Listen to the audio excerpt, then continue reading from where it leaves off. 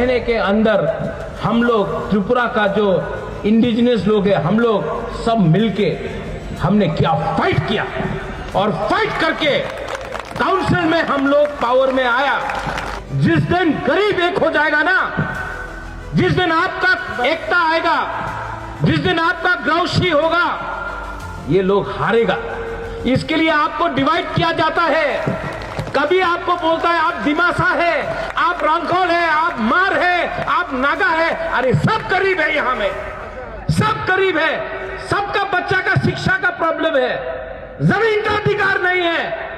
उनको हम लोग जवाब देंगे, क्योंकि हम लोग आज हानि भूसा एक हो चुके हैं।